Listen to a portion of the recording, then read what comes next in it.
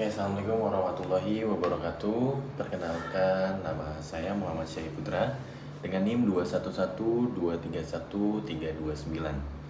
Oke, perkenalkan untuk saat ini saya ingin membahas tentang analisis ukuran pemusatan. Buat teman-teman yang belum tahu, mungkin untuk analisis ukuran pemusatan ini itu adalah mata kuliah atau pembelajaran tentang statistika sosial.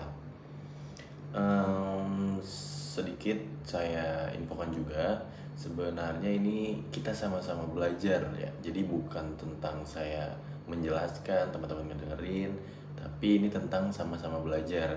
Mungkin dari saya masih ada kekurangan atau mungkin nantinya ada beberapa kekurangan, tapi kita bahas aja dulu satu persatu. Oke. Untuk yang pertama di sini ada pengertian ukuran pemusatan. Untuk ukuran pemusatan adalah angka yang digunakan untuk menggambarkan titik pusat atau nilai representatif dari suatu kumpulan data. 3 ukuran pemusatan yang umum digunakan adalah mean atau rata-rata, lalu ada median, nilai tengah, dan juga ada modus, nilai yang paling sering muncul. Itu pengertian ukuran pemusatan. Jadi ada mean, median, dan juga ada modus. Untuk berikutnya kita jelasin atau kita bahas dulu satu persatu. Mean atau rata-rata. Mean di sini adalah nilai rata-rata dari seluruh data dalam suatu distribusi. Rumus mean itu seperti ini teman-teman ya, bisa dilihat. Dimana untuk ini adalah jumlah seluruh datanya. N sama dengan jumlah data. N itu jumlah datanya. Jadi contoh perhitungan datanya kayak gini. Ini ada 5, 8, 10, 12, dan juga 15. Jadi meannya itu 5 ditambah 8 ditambah 10 ditambah 12 ditambah 5. Datanya ada berapa? Ada 5. Jadi ada 5, 8, 10, 12, 15. 5, 8, 10, 12, 15. Jadi ada 5 data. Berarti data-data yang tadi di atas dibagi 5. Atau sama dengan, nah yang tadi di atas ini ditambah, dijumlah semua dari 5, 8, 10, 12, 15 itu dijumlahkan semua, yang hasilnya itu 50. Artinya 50 dibagi 5 atau 50 per 5 sama dengan 10. Itu mungkin penjelasan sedikit tentang mean atau tentang rata-rata. Sebenarnya kalau kita mau nyari rata-rata itu, contoh perhitungannya, datanya itu ada berapa, dijumlahkan, dibagi berapa itu data. Gitu teman-teman. Kurang lebih seperti itu. Lalu untuk di sini ada median atau nilai tengah. Nilai tengah atau median artinya nilai yang terletak di tengah-tengah data set ketika diurutkan dari yang terkecil hingga yang terbesar. Jika jumlah data ganjil, median adalah data yang berada di posisi tengah. Jika jumlah datanya genap, median adalah rata-rata dari dua nilai di tengah. Jadi kalau ganjil berarti median yang ada di tengahnya. Tapi kalau memang itu datanya genap, berarti dua di tengah-tengah itu. Terus selanjutnya ini ada langkah-langkah untuk mencari median. Yang pertama, urutkan datanya dari yang terkecil hingga yang terbesar. Jadi teman-teman urutin mungkin kayak tadi contohnya dari 5, 8, 10, 12, 15 itu kan sudah urut. Itu berarti kita urutkan dari yang terkecil hingga yang terbesar. Nah, kalau udah, selanjutnya kita jumlahkan data ganjil. Jika jumlah data ganjil itu jika jumlah datanya itu ganjil, ambil data yang di tengah seperti yang dijelaskan tadi di atas definisinya. Kalau jumlah datanya ganjil, ambil data di tengah. Tapi kalau jumlah datanya genap, berarti ambil rata-rata 2 di tengah. Untuk penjelasan berikutnya nanti kita jelasin, ada contohnya juga. Jadi gini, kalau emang itu datanya ganjil, ambil datanya di tengah, 1 aja. Tapi kalau emang itu datanya genap, ambil rata-rata 2 yang ada di tengah datanya. Kayak gitu. Ini selanjutnya ada contoh perhitungannya. Kayak tadi deh yang saya bilang 5, 8, 10, 12. Kita udah mengurutkan, itu contoh datanya itu udah urut ya. Ada 5, 8, 10, 12, 15 itu udah urut semua. Karena ada 5 data, artinya 5, 8, 10, 12, 15 itu kan ada 5 datanya yang berarti ganjil. Berarti median adalah nilai yang berada di posisi ketiga yaitu 10 karena dia posisinya di tengah-tengah antara 5 dengan 8 dan juga 12 dan 15. Itu 10 ada di tengah-tengah mereka. Nah, berarti mediannya yaitu 10.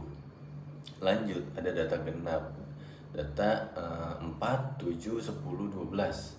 Ini contoh data genap. Itu kan kalau tadi contoh data ganjil, kalau ini data genap. Jadi datanya itu 4, 7, 10, 12. Kita urutin dulu karena itu udah ngurut. Dan karena ini datanya ada 4, yaitu 4, 7, 10, 12, artinya genap, maka median adalah rata-rata dari data di posisi kedua dan juga ketiga. Berarti rata-rata 2 dan ketiga ada di 7 dan juga 10. Karena 4 sama 12 itu kan di awal sama akhir. Nah, kita kalau mau nyari mediannya dengan data yang genap, berarti kita ngambilnya di 7 sama 10. Kayak gitu, kedua dan ketiga di tengah-tengah. Nah, berarti mediannya itu contohnya seperti ini, cara ngitung mediannya ya. Jadi karena kita ngambilnya 2, 7 ditambah 10 dibagi 2 gitu. 7 ditambah 10, 17 dibagi 2 hasilnya 8,5. Itu adalah mediannya kalau kita mau mencari mediannya. Jadi sebenarnya memang gampangan ganjil, lebih gampang ganjil gitu. Karena kita cuma mau mencari ya udah di situnya aja, di tengah-tengahnya aja gitu kan. Tapi kalau misalkan genap, ya kita harus nyari 2 itu, dan 2 itu harus kita tambahkan dan dibagi 2. Oke, itu untuk penjelasan selanjutnya. Lalu ada modus atau nilai yang paling sering muncul. Modus itu nilai yang paling sering muncul dalam dataset. Jika tidak ada data yang muncul lebih dari 1 kali, maka nggak ada modusnya. Kayak gitu. Contoh, ada data 5, 8, 8, 10, 12, 15. Maka modusnya berapa? Maka modusnya itu adalah 8. Karena angka 8 ini munculnya 2 kali lebih sering dibandingkan dengan yang lainnya.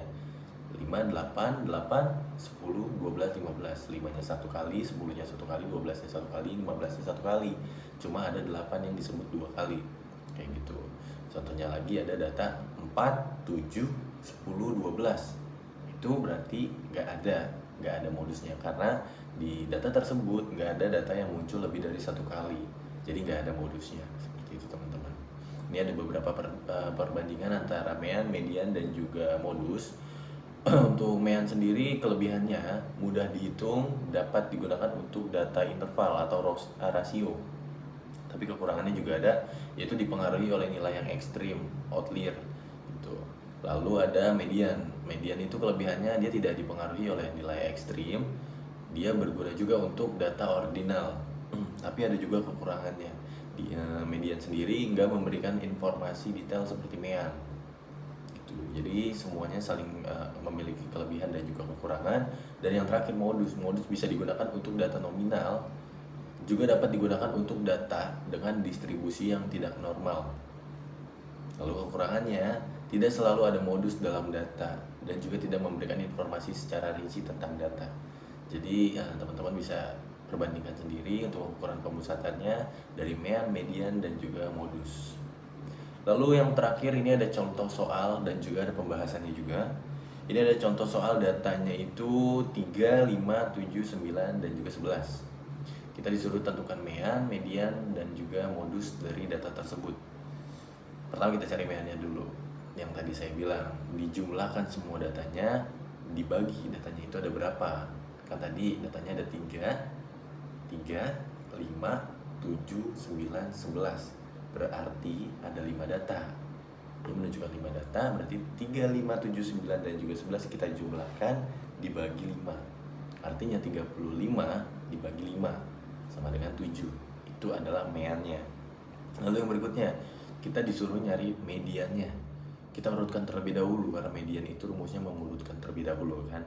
Kita mengurutkan, nah 3, 5, 7, 9, 11. Artinya itu datanya udah urut. Nah, karena datanya ada 5 ganjil, maka median adalah data di posisi ketiga, yaitu 7. Karena 7 ada di antara 3 dan 5, dan juga 9 dan juga 11. Itu dia di tengah-tengah 7. Karena datanya ganjil ya, jadi kita langsung pakai yang ganjil. Nah, modus di antara data dari 3, 5, 7, 9, 11 itu nggak ada modusnya. karena nggak ada yang disebutkan dua kali kayak gitu teman-teman. Nah itu contoh soal dan juga pembahasan yang tadi. Semoga teman-teman bisa paham karena dari penjelasan tadi sih sebenarnya udah lebih rinci ya. Mungkin kalau memang ada kekurangan dan juga ada terlalu cepat untuk saya menjelaskannya, mungkin nanti teman-teman bisa di back kembali aja supaya bisa mendengarkan kembali atau mencerna kembali apa yang saya bicarakan dan juga bisa dibahas lagi atau dibaca lagi dari data yang saya berikan tersebut kayak gitu. Itu aja sih contoh dari em, contoh dari pembahasan antara mean, median dan juga modus kayak gitu. Analisis ukuran pemusatan. Jadi itu adalah analisis ukuran pemusatan teman-teman. Sebelum saya tutup untuk pembahasan kali ini, saya mau ucapkan terima kasih juga kepada teman-teman semua yang udah nonton video ini, dan jangan juga lupa untuk like, komen, dan juga subscribe. Semoga apa yang teman-teman udah lakuin di hari ini atau di kali ini itu ngebuat suatu jejak baik buat teman-teman nanti di kemudian hari. Terima kasih.